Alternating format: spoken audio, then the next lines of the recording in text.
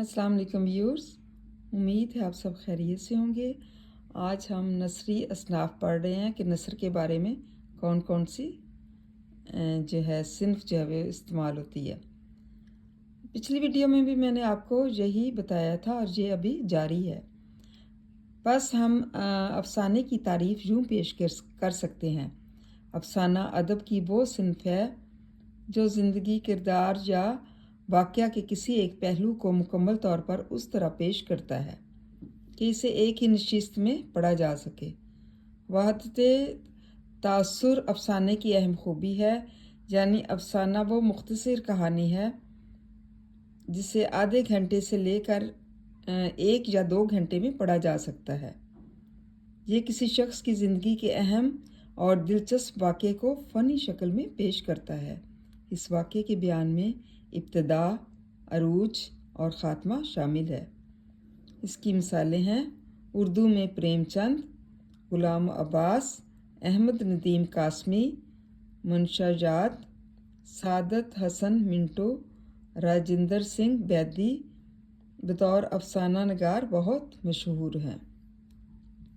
मतलब अफसाने की हम इस तरह से भी तारीफ़ जो है वो बयान कर सकते हैं कि जो है अफसाना अदब की वो सिन्फ है, मतलब वो सिन्फ मानी जाती है जिसमें ज़िंदगी, किरदार या वाक़े की किसी एक पहलू को मुकम्मल तौर पर इस तरह पेश करता है।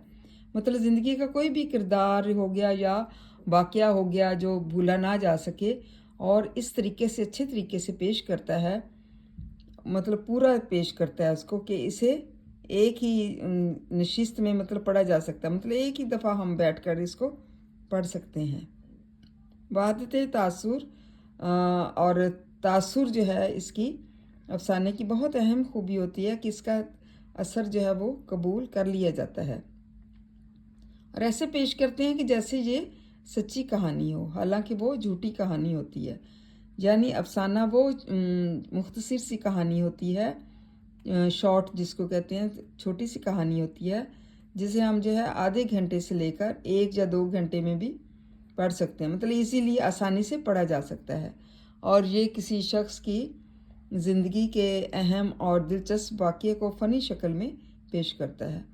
मतलब कोई ऐसे इंसान की ज़िंदगी का कोई वाक़या ले लें या किसी तरह की भी कोई अहम बात ले लें, उसको फ़नी बनाकर मतलब जॉली बनाकर पेश करता है। मतलब ऐसा लगता है कि जैसे बिल्कुल सच्ची कहानी है।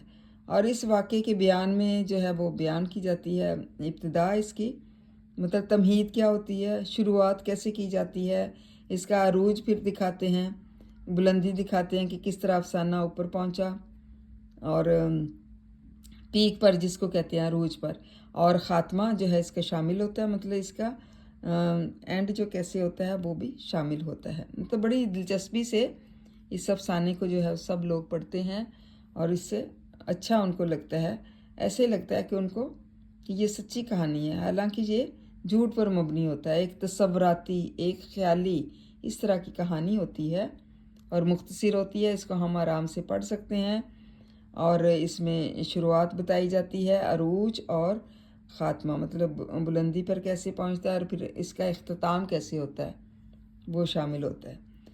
मिसालें इसमें हैं उर्दू में जो है कौन कौन से अफसाना निगार हैं, इनमें प्रेमचंद हैं, गुलाम अब्बास हैं, अहमद नदीम कासमी हैं, मंशाजात है, सादत हसन मिंटू हैं, राजिंदर सिंह बेदी हैं, बतौर अफसाना निगार बहुत मशहूर हैं।